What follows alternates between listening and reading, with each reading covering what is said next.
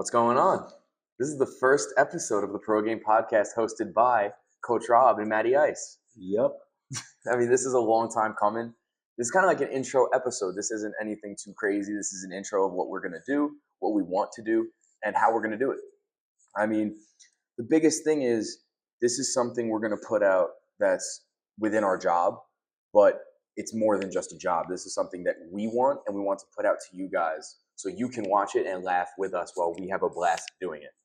The biggest thing, what I want to start with is, why did we start this? I mean, this is out of nowhere. I mean, you look at the Pro Game accounts that we've had, there's been no signs of this up until a week ago, 2 weeks ago. Yeah, I would say so. I mean, it started with us having my camera and my camera stand. Yep. And then the mics came in. So when I do my lessons and stuff, I like to, make reels and record content and stuff, me working with kids to kind of promote lessons in the facility. So the mics finally came in, long story short. And what ended up happening was me and Matt were sitting there joking in the lobby on front desk. And I was like, bro, the Pro Game Podcast. And fortunate enough, our owner and our GM were here, and they're going through stuff in the facility. And me and Matt are taking the tables, putting them out, putting the chairs. We did the camera stand, and we told, look at the vision. Look at the vision. Trust the process. This is a prototype, but trust the process. So again, we're going to be covering multitude of things. This is going to be an intro episode. Going into next week and weeks after that, we'll take fitness trainers and instructors here at Pro Game, friends, and interview them. Our biggest thing is really promoting Pro Game and, building this podcast up. Yeah. You say so. Yeah, 100%. I feel like we have a very tight-knit group here where everybody knows everybody. Leaving anybody out would be a sin. If you look back here, we have Get Up and Lift right behind us, and that episode is coming shortly after. Coach Les. With Coach Les. Shortly right after, I'm going to edit and upload this one. That's going to be coming a couple days later. So stay tuned for that one. We don't want you to think that that's not happening, because it 100% is. We just wanted to introduce ourselves and get get something out there for you guys. Absolutely. Where we can actually laugh with you and talk about some crazy stuff going on in the baseball world, because that's kind of what we do here. It's a lot of baseball more than anything. And I know Matt and I, we were promoting this podcast for weeks now, 2 to 3 weeks. So, people are definitely, especially in the facility, we have a ton of workers here. They're college, high school kids. And, this is what you guys are into, especially the younger kids with social media now. I mean, this is all I do. Like, if I'm watching anything, it's not really TV as much anymore. It's all podcasts. It's all sports podcasts, because that's all I live for, is sports and music. So the fact that, Coach Rob was able to bring in some equipment and we were able to blossom this into a reality is actually pretty cool. It's something that I didn't expect would happen, or even as quick as it did. We stepped onto our facility, we ran a prototype, we ran a vision, and here we are creating it. And I think that's what's the best thing about this podcast, is that 100%. it started off with us joking around and having fun with it. Yes. And, if you go into anything with that intention, it doesn't feel like work. Exactly. You're actually here recording videos and having fun with your boys and stuff. So, I'm thankful that we were able to do this. Thank you, the Pro Game, for letting us use the turf, the gym. Of course, it's their podcast. Yes, it is. But we're hosting it. Yeah, it's the Pro Game Podcast, It's our faces, but it's more than just us. There's people behind the scenes that you won't see, but can't go unnoticed on our end. We know that they're here, so we give a shout out to you guys that are watching this. And shout out to cameraman Eddie. Yes. He's in the back right here. You can't see making sure everything's running smooth. Yep. All right. But listen, we're going to get straight into it. Yeah. Okay. This should be an interesting episode. I know we have some hot takes. Yes. Right. We were discussing it before the video. I know you Met fans and Yankee fans, you guys are ready to stop watching baseball because of how our teams are performing. So. It's a rough time. I'm a Mets fan. He's a Yankees fan. We're the perfect split down the middle. So I can bring up some things I don't like. He could bring up some things he loves. And that's the beauty of it all. Listen, I don't know why they DFA'd DJ LeMahieu. I don't know if it'll work out. No, but besides that, you guys pay the guy $800 million All to right. bat All right. 260, 270. Okay. It's So ridiculous. here's my justification. All right, before we get into any of the hot takes, I'm getting because ahead of they're a myself. little spicy. All right, we're gonna get into our episode. Matt over here, he has a ton of questions, a ton of things that we want to go over. Yes. And this should be a good episode. So hopefully you guys enjoy.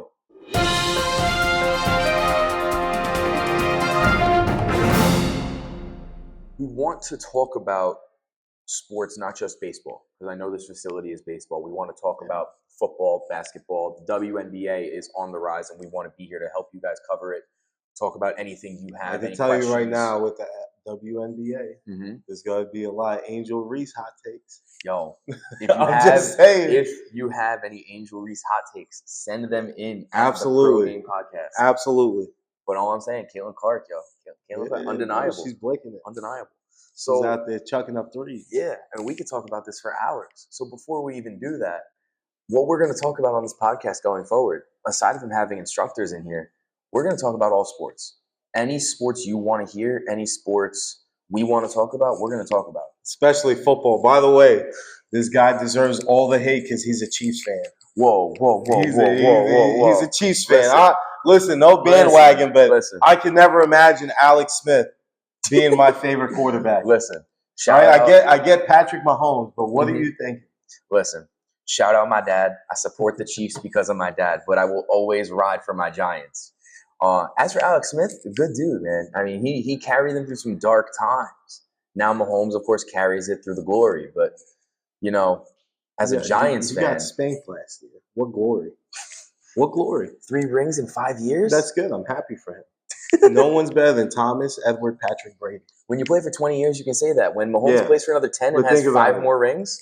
Tom Brady has way more rings than any quarterback, right? Okay. And now he has more rings than the top team out there, right?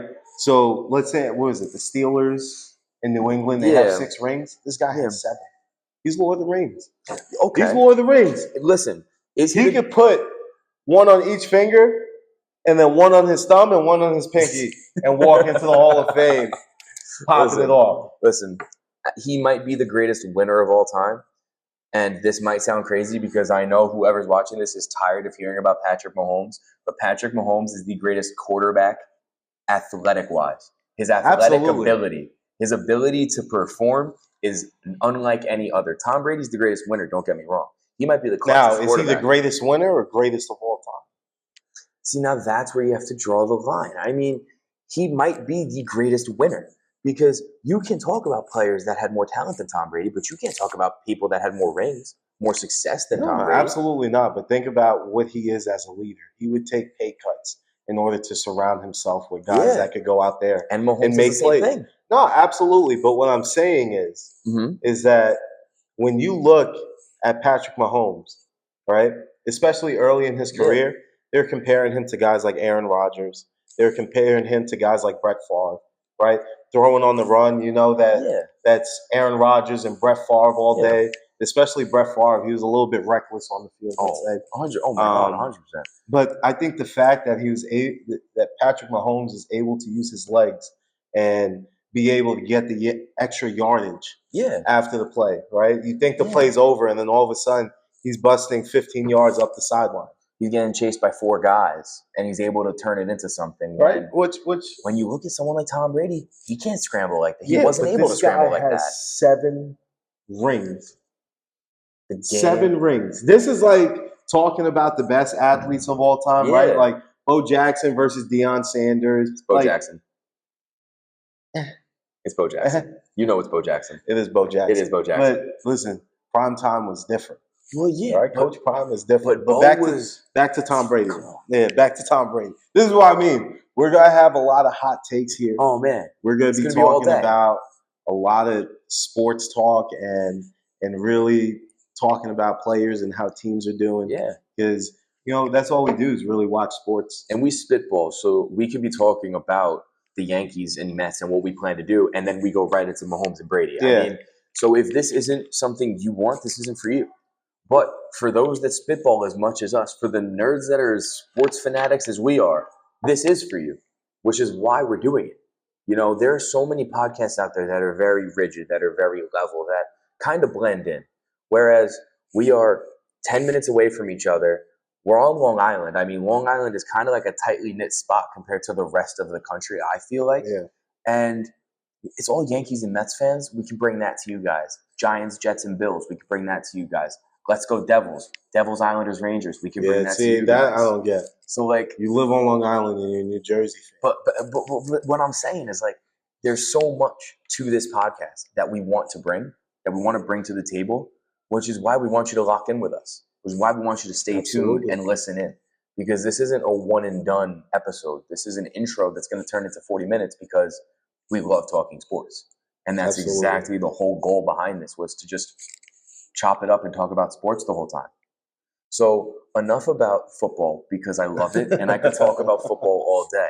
But when we talk about football, we got to worry about that when the preseason comes up. When my fantasy draft is next month, that's when we lock in with football. But for right now, All-Star break's coming up in baseball. We got to talk about the Mets and Yankees. They are going into it cold. Both of them are going into the All-Star break cold. Top of the division for the Mets. You know, right now, as of this recording, the Yankees are holding second to third place. They're behind the Jays. So they're going in cold. What type of deadline acquisition as a Yankees player or as a Yankees fan would you want to see for them? Or what improvement do they need? I don't think it's about the trade deadline, honestly. Players look to get into the All-Star break to rest. Yeah. You know, and I feel a lot of the Yankees pitchers, like you saw Max Fried, he's kind of declining a little bit. Gassed. He's not invincible like he was at the beginning of the season, right? So, again, these pitchers are going out there throwing 5 to 6 innings. It's not like it was back in the 90s where guys were, hey, you got to throw at least 7. You know, that was a standard. 7 innings or complete games. So now I feel since these guys are throwing harder, right? A lot of these guys are hitting the ball further. It's the type of conditioning and depending on their athletic ability to go out there and perform like that. So now that the All-Star break is coming, I think the biggest thing is just focusing on the rest. Yeah. You know, they DFA'd DJ LeMahieu, but there really isn't a spot for him. You know, you look at Jazz Chisholm. You know, he's a second baseman. They had him at third. You know, when you're a team guy, and your coach tells you, "Hey, I need you to play here." Yeah. Right. This. I know you can play here. I believe in you. Right. If it works out, it works out. If it doesn't, we know you're locked down. Unless you're Rafael Devers, who doesn't want to move for the Red Sox. Well, that's a different conversation. But you know, trade deadline, I don't think they're going to pick up anybody. I can't see them picking anybody up. Okay. I just think they're going to be a good second half team. And the Mets too. You know, the Mets are starting to figure it out with their lineup and stuff and the consistency of it. You know, there was times this season where you saw Pete Alonso hot for 3 games and then he'd cool off. And then there was Francisco Lindor that was hot. You know, Francisco Lindor has been money this season. As a Yankee fan, you know, I can't hate. You know, but that's the thing. Like, when I talk about baseball, I'm not just a Yankee fan. Oh, of course. I'm a fan of the sport, and I appreciate what the sport has done for me. Yes. Like myself, between playing and coaching and stuff. But going back to the trade deadline talk, I can't see them picking anybody up. I think they're both going to be good second half teams. The pitchers are going to get the rest that they need. You know, they're going to figure out the lineups, and you know, let's see what happens. I mean, if you're looking at the Yankees, like how they are as a team, I mean, they don't have, at least from I'm a baseball fan over everything, but I am a diehard Mets fan. So from the outside looking in, I feel like the Yankees might even need a managerial switch compared to a player switch up. I mean, Aaron Boone is going into these post-game interviews. If I'm a Yankees fan, I don't even watch them. If you go into this as a Yankees fan, you're watching them get blown out by the Athletics 7-0. You get smoked by the Mets 2 out of 3 at City. You're losing at the time of this recording to the Mariners. I mean, you're not playing good, but every single interview starts with, it's right in front of us. It's right in front of us. We have it right there. We just have to get there. And now, And like, you got to understand, though, from a coaching standpoint, this team is a team that started off the year hot. Yeah. So same with the Mets. Yeah, no, I'm not saying these teams aren't good. All right, they're both really respectable teams. All right, Yankees have depth in their bullpen, but sometimes you don't really see it, or it's too late. When starters are going out there giving up early runs and they're not having quality starts. Right, like I can't remember the time I've seen certain starters on the Yankees go out there and throw a scoreless first, second, and third inning. Right? Yeah. It's always early scores, and then they bullpen. dig deep into their bullpen. And now you got guys like Tim Hill, Luke Weaver, Devin Williams, who I think is going to be a better second half. Of the year player. Once he gets that confidence going, he is lights out. Yeah, no. We won't talk about, as a Mets fan, we won't talk about his 27 playoff ERA. I won't hate on him for that. Like Pete Alonso smacks him around. But you look at it's similar with the Mets. I mean, the Mets are banged up. I don't mean to play the injury card, but when you look at what their rotation is and what their bullpen is, you have guys like Paul Blackburn starting a game, Blade Tidwell. You have Dickie Lovelady coming out of the bullpen, and they're all giving up runs. The Mets lost today 7-3 at least to the Orioles, who are 10 games under 500. I mean, you look at a team like that where the Mets come in to the first half of the year and they were 20 games over 500, and now they're 12, which is still good. They're still top of their division next to the Phillies. But the bats can only carry them so far when the 6 through 9 hitters aren't hitting and their bullpen isn't locking up. But here's the thing, though, and this is an important thing to think about, especially as fans. Yeah. It's a 162-game season. Yes. This season is going to be up and down, whether it's wins or losses or guys getting hurt and then coming back. So, again, look at the Yankees. They finally got Giancarlo Stanton back. Yes. He's going to need this rest to really figure out his adjustments and what he needs to do in the box. Coming back is not easy for them. I mean, and it doesn't matter if you're starting at AAA. It's not the same as an MLB game. No. You're facing guys that are throwing 98 and then breaking off a 92-mile-per-hour slider. Yep. And then throwing an all-speed changeup that's moving a completely different way. Yeah. And when you get a pitcher that's tunneling pitches and you get a pitcher that's able to hit spots like DeGrom was back in the day. I miss my boy. I miss Jacob. That's when the game becomes difficult for hitters. Yeah. And this is what separates the minor leagues, the major leagues, and then in minor leagues you have rookie ball, strong Class A, Double A, and then Triple A. Yep. Right? Those guys that are in Single A and rookie ball, those are guys that are just getting drafted that the organization is grooming. Yes. Once you get to Double A and Triple A, you kind of see the similarities. But the jump from Triple A to majors, exactly. Is where that's what I'm trying to say. Yeah, it's where players fall off. But that's what I'm talking about with the Mets right now. You're down Senga. You're down Manaea. Yes, they're coming back this weekend. They're slated to come back this weekend. You haven't had Manaea for the first 90 games of the season. Senga came in, was red hot. The team was red hot with him. He goes down, the team falls off a cliff. You have Minter, who's out for the year. Griffin Canning, who was on fire, who's out for the year. You have... That was a big one for me. I love Griffin Canning, by the way. Griffin Canning, I think he was one of the ones that started off like 4-0, 5-0. Yeah. And then he was like the early Cy Young candidate. But that's the thing, though. It feels like whenever the Mets gets good pitchers, they can't last in that organization. But that's where I'm going with the trade deadline is you have Brazoban, Stanek. You have those guys where I love Brazoban. Stanek needs to find his feet again like he did in the postseason for the Mets, but they're tired.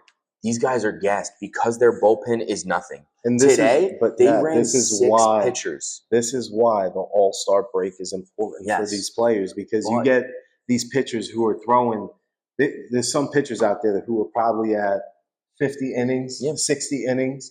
That's a lot of innings if you're talking about only playing ball for 4 months. So no, and I agree 100%. But what I'm saying with this is these pitchers for the Mets, in my eyes, and I feel like a lot of Mets fans that could be watching this aren't they're not starting or bullpen candidates for the Mets. They're AAA, AA guys that are getting called up because they have nobody to use. Well, that's why they stack so much on the offense. Like, again, you have Francisco Lindor, Pete Alonso, you have Juan Soto. Those three right there should be able to put numbers up. Yeah, and which they have. And like, don't get me wrong, I love Juan Soto. I think Juan Soto has one of the best swings in baseball. You sign this guy for $800 million, right? And I get it. Baseball is a very difficult sport. You're telling me you could fail 3 out of 10 times and you're a Hall of Famer. Yeah. Right? You sit there and look at Juan Soto, especially the contract that he was offered, and him starting the year saying that he's not comfortable here. Him starting the year saying, "Oh, Judge was hitting behind me," right? He's getting pitched different, and it's because he has the spotlight now. Yep. All right, you got paid all that money. You wanted to go to a team where you have that spotlight. All right, go ahead, show. Yeah. Go out there and ball out. Now, don't get me wrong. Juan Soto's starting to heat up, and he's hitting the ball pretty well, driving the 325 ball in the month of June. Yeah, but I think from an organizational standpoint, when you just sign a guy and that guy is saying that they're pitching him different, he's not happy here, that's when you take a look and you say to yourself, can this guy be someone that's a leader that I could have here for 5 or 6 years, let alone 8, 9, 10 years? Yeah. That's the difficult part. Now, hopefully, after the All-Star break, Juan Soto gets back to being Juan Soto. I want to go out there and see him. All right, he's going to have weeks where he's hitting 2 home runs. Have a week where he's in 3 games, he's 6 for 9. Yeah. Like those are the type of numbers that he's capable of. But I feel the pressure of New York Met fans 100%. and the contract that he was offered. The contract he signed is playing with him. The change from the Bronx to Queens. Now, don't get me wrong. The spotlight is just as bright, if not brighter, in the Bronx than Queens. I'm a Mets fan diehard. But that transition with the contract that he signed and the transition from Judge to Alonso behind him, batting next to Lindor, it's a different atmosphere in Queens. And the Mets fans are starving. They had the NLCS last year. They had the wild card, which they got smacked by the Padres a couple of years ago. Other than the World Series in 2015 and 2006, that heartbreak against the Cardinals, they haven't had anything in the last 25 years. So you sign one of, if not arguably, the greatest player of the 2020s, and you hope for that success that's instant. You hope that he comes into April and he's raking 400 off the bat like Judge. And it's not realistic, which is why when he's hitting 325 come June and he's hitting 266 overall after batting 220 to start, you look at that and you take and it. It's improvement, right? Now, I think at him not being selected for the All-Star team. Terrible. Terrible. I mean, again, this guy has a hot June. I get it, right? There's a little bit of animosity going on around the league, but that's going to light a fire in him. And it happens a lot with these players. He said it in an interview. He said it 2 years ago. Yeah, but especially if you're a guy that you are motivated internally, not externally, right? If you're motivated by certain things like that, and you're a dog, which we know Juan Soto's a dog. He's a guy that comes up with big hits and stuff. That could really change a player's mentality and how they have to change their approach up at the plate. Yeah. So again, after the All-Star break, I don't think any of them should pick up any players. Really? I think you ride or die with what you have and get these guys rest, man. It's a long season. You're talking 162 games.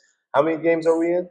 90. They're 94. The Mets lost today 7-3. They're 94 games into the season. So they're 94 games into the season. You're talking about the rainouts and doubleheader makeups, and then you got guys that are throwing long innings. That right now, especially right before the All-Star break, there's teams pushing for a good half. And I feel you see Oakland did that. Right, they're starting to play some ball. Yeah. You look at all these other teams; they're starting to heat up right before the All-Star break. But now the teams that are now struggling, that were hot at the beginning of the year, they can't wait for this All-Star break. But here's where I have to disagree with you a little bit. I'm gonna pull up the stat real quick about the Mets, because the Yankees I can see getting away with not making a crazy No, move. absolutely. And But I think I agree with you with the Mets pitching staff, especially, but where, all right, you got to go get a number 2 guy. you need, Yeah. because even after Senga and Manaea, let's say Manaea comes back and pitches the way he was last year, and let's say Senga comes back and pitching the way he was 2 months ago. You run into Peterson and Holmes, which I love. Peterson just got selected to the All-Star game today as a reserve, or as like a reinforcement, basically. I love it, but you need another guy. And even if you don't buff the rotation, you have to buff the bullpen, because the bullpen's hurting more than the rotation. No, absolutely. So if I'm a Mets fan, or if I'm Stearns, or if I'm Mendoza, or even Cohen himself, if I'm someone in that management, I'm looking at someone for the bullpen or someone for the rotation. And you need, listen, I love Tyrone Taylor. They need someone in center, and here's why. If you look at these batting averages, I'm just going to pull them up real quick. You have Lindor, Alonso, Nimmo, and Soto, who are all over 260. Alonso's at 284, and Soto's up to 265 as of What's tonight. Lindor at? Lindor's at 261. Okay. So you're looking at these guys. They're all over 790 OPS or better. 2 of them, Alonso and Soto, are 900 over. So you look at those guys. The closest batting average is Jeff McNeil at 250, and you have Marte, who's at 260. The rest of that team, you have Beatty, Vientos, who are batting 213 and 225. You have Luis Torrens, who's filling in with Hayden Sanger while Alvarez is in AAA. They're batting 229 and 230. Mauricio's batting 230. Oh, Sanger, my apologies, is batting 178. But So here's what I want you to think about. You need players in that position. This is what I want you to think about, though. How many times have the Mets started off like this? Even worse than this. Yeah. And somehow make the playoffs. Because 100%. they're a better second half team. But when you're looking at these guys, the DH spot, since the National League had it required for them since the change when the pitcher stopped hitting, the Mets DH spot has been cursed. Jesse Winker was injured, came back for 2 games. He's hurt again. He has back locked up today. He's going to New York for testing. He's in Baltimore. They just sent him to New York for testing. DH spot is gone for Winker again. You look at Starling Marte. Starling Marte, I love Starling Marte, but he's getting old. He's not going to DH for them forever. They might trade him. He might be gone. I love Mauricio, Alvarez, Beatty, Vientos, these young guys that they're going to try and bring up. But Alvarez is in AAA. Vientos is batting 211. Beatty's batting 230, and Mauricio is batting 230. Now, is there signs there? You saw Vientos last year, and you see Beatty and Mauricio tearing it up this year. Do I say pull the plug? Not at all. I'm not overreacting with that, I don't think. I don't think you pull the plug. I think you need reinforcements. You need to give these kids rest, and you need to give them other leaders to step in front so that they can learn to develop. Because the jump from AAA to starting is so insane for the Mets development team that you have all 4 of those guys coming in. They're raking 700 in AAA, like Acuna was. He's batting 600. Yeah. You have those guys batting over 600 average, over 1,200 OPS in AAA. They're coming up batting 150 with no home runs and 2 RBIs on the season in the majors. Well, here's the thing. Like, when you, as a Yankee fan, you look at it and the prospects that they have, the young prospects, and that, you know, they have a lot of 19, 20-year-olds on there that just got drafted. You know, they're getting used to the system. Yes. They're getting used to playing grown men. And I think that's the biggest thing. Like, you go to the MLB, you're facing grown men. Yes. You're facing guys that have probably 10 years of experience. They're 10 to 15 years older than you. Just their baseball IQ and their baseball experience is at a different level. And it's, you know, in AAA, I've seen the pitching where you're going to have a guy throw gas and he's going to change it up every single time to throw you off. And then you're going to have major league pitching where he's like, I'm just going to throw him gas up high because I know he can't hit my fastball. And he will get him on 3 strikes. The jump is so crazy that I don't want to pull the plug on these guys as a Mets fan. And I don't think they should. I think it would be a very big mistake because I feel like another organization will let them develop. If they pull the plug, it's just because the lights are bright in New York. But you have to buff the lineup. You need someone in your bullpen. You need someone in your rotation. And you need someone in that lineup from slots 7 to 9. I agree with that. Because Marte and McNeil can't hit 260 and 270 for the rest of the season. They can't. I love McNeil. I think McNeil has the ability to. I don't think Marte does. Marte's had a very good start to the year, but I don't think he holds it. Now, is your argument that they should be trading to better their roster and their personnel, or is it should they be grabbing these guys up from AAA and giving them an opportunity versus some of the veterans that the Mets have? It depends on what you're looking for as a result, like on a management side. As a fan, I say you're at a point where you can let them play. You are still fighting for your division, but you can trust your 1 through 5 to where if you're going to prioritize anything, you have to prioritize the pitching. Because that lineup at bat can still get you through wins, but the bullpen and rotation can't. They're losing games. Ryan Stanek coming in and giving up a 3-run shot when they were in control of the entire game and the game was lost. So you lose control with your pitchers where your batters don't even have a chance to make up the runs. Yeah. So if I'm prioritizing anything for the trade deadline, if I'm a Mets fan or anybody on the Mets organization, you have to attack the pitching side. You worry about your young guns developing before pulling the plug on them, but you have to worry about pitching because you saw it with DeGrom in past years. You see it with Skeens now where they didn't have hitting at all. Whereas now the Mets have a solid 1 through 6. Yeah. If you have 3 to 4 guys that aren't hitting, the other 5 guys can make up for it. But if you have a pitcher that's given up 6 earned runs on 2 innings pitched with 70 pitches, you're imploding your entire game, giving your hitters no chance. Yeah, So it's got to be pitching. Pitching has to be the priority. All right, so that pretty much answers what we have to say about the All-Star break. Yeah, but that goes right into what I want to talk about, how the game is changing. And one way the game is changing, it's been changed for about 4 years now, if I had to take a guess, is in extra innings, now you have a runner on second. And I like it. Alongside the person who submitted the hot take was my uncle, Mike Frias. I think we all love it. I feel like it was very hated at the start. But now that the strategy's in place with how you're going to bat going into extras with a guy on, how you're going to bunt or hit a sac fly to advance him, I think and the what you could do now, too, is pinch run a guy off the bench. That's pretty quick, and he runs the bases well. He might not have the hitting ability or fielding ability but he has that these starters have, but a guy that can run the base well, you put him in that situation. Changes it. We call that rule is called California. Yes. Right? So California is when you're in extra innings, like Matt said, and you start off with the runner on second. There's 2 things that I think is a positive about it and 2 things that are a negative. Okay. Right? The positives is that you're saving pitches. Yep. Right? Especially if you have a reliever that is money, like he could go out there and hold the team, or even a closer that could close out a game. Right? Yeah. You're saving pitches, and now it's like, all right, I could go out there and make this happen, depend on my defense to play, and you could be very strategic about it. Now, those are the 2 things. The 2 bad things about it is that you have a guy on second. Yeah. A base hit up the middle could end the game. They did it, as at the time of this recording, the Mets just finished the series with the Orioles.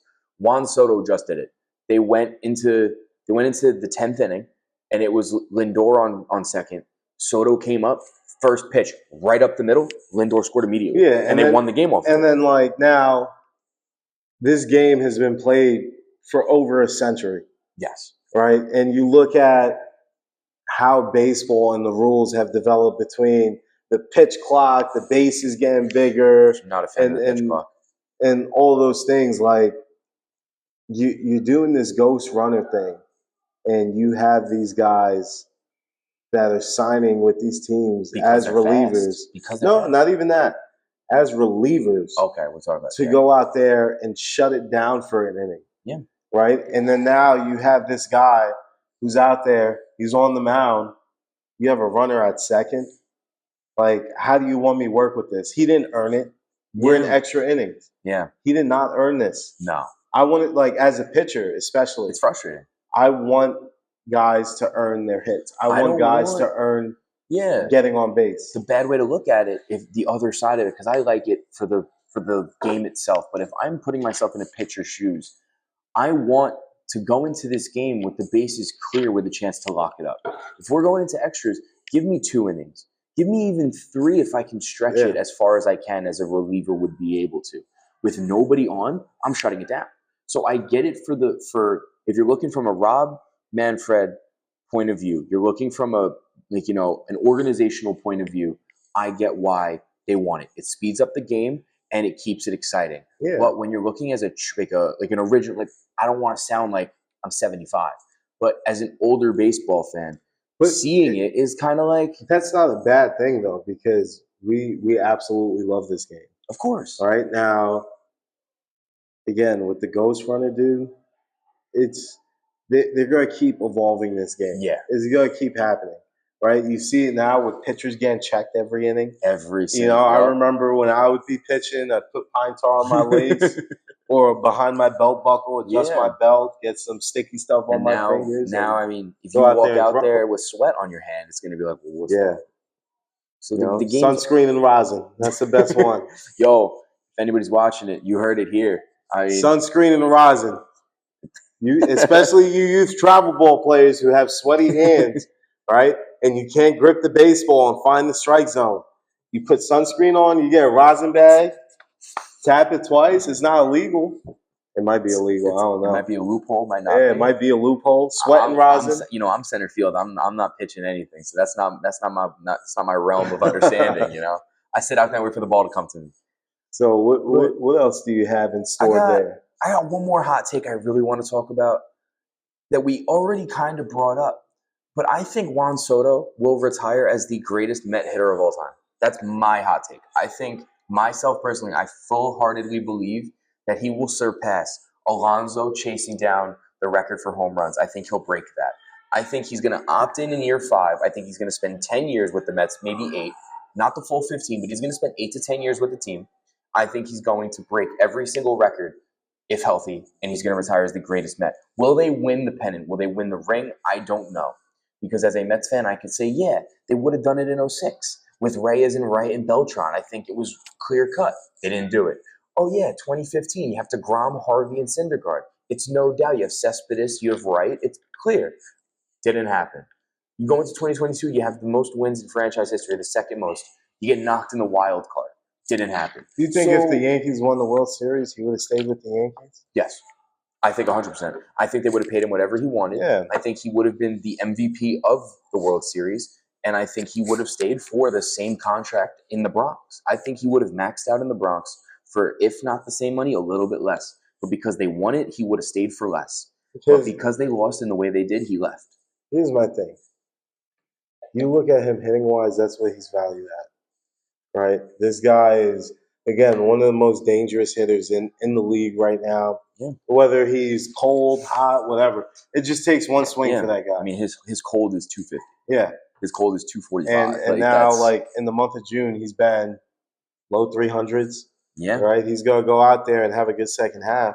But, again, with Juan Soto especially, Met fans have to understand that, listen, you left an organization that went to the World Series. Yep.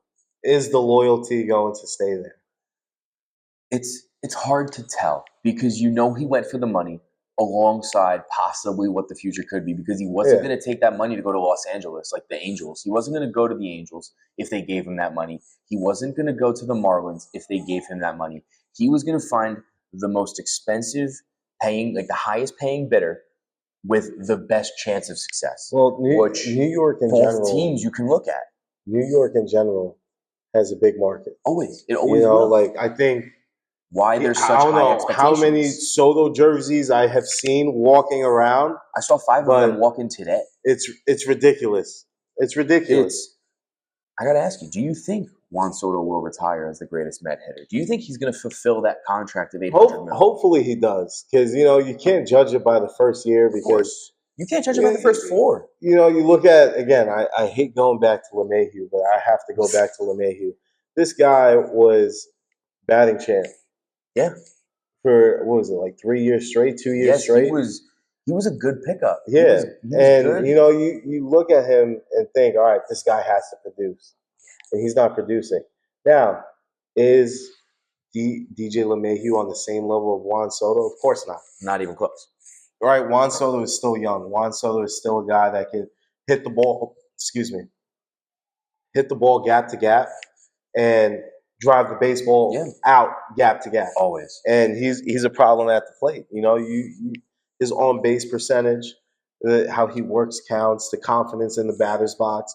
Like those are all qualities that not every single player has. No. So when you Not at bring all. that aspect of his game into that question, you look at it and say, maybe anything can happen. You know, he might break out and have a season where he hits 54 home runs and bats 310. And then you don't even worry about what happened April to May. Exactly. You look at the final result. I mean, you don't look at the Mets from last year and you're like, wow, it was 0-5. They're going to be horrible for the rest of the year.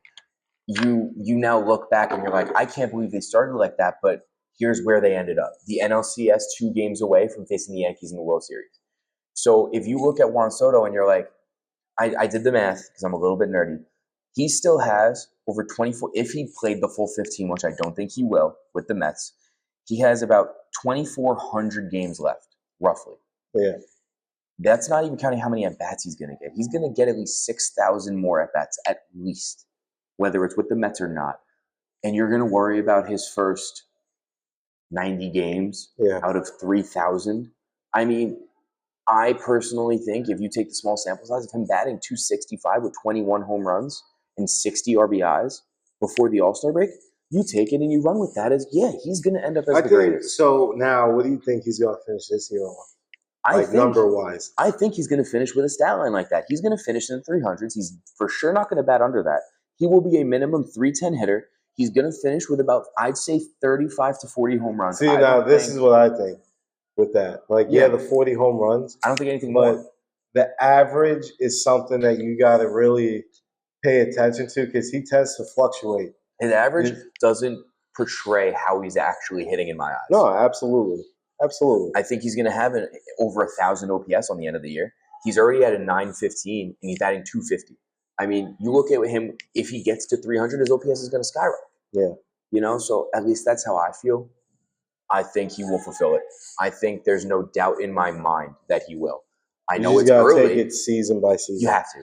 Because, you know, he still could have an okay season. Yeah. Like, an okay season for him would be 270. Yeah. With 31 home runs, maybe 90 RBIs. Like, for most guys, that's a pretty good season. That's like their best season. With his contract, the standard is always going to be standard's higher for his performance and his contract. Yeah. But that's completely up to how he's going to take the criticism, how he's going to take his slumps, if he takes it on the chin or not. Which is why I think he will bounce back, and I think he will end up as the greatest Mets hitter. But, I mean, that's an intro episode if I've ever heard of one. That's dope, dude. You know, I feel like this Can I do the outro? Yeah, I'll just All right, go ahead. Say what you guys say. Yeah, so this was the first episode of the Pro Game Podcast. This is the first of many. This isn't something that's going to be a one and done. Like I say all the time, you're going to lock in with us. You're going to love us or you're going to hate us. We are going to be here recording. We're going to be here laughing. And you heard it here first. This is the start of something special. Yeah, dog. Listen, you guys know what to do.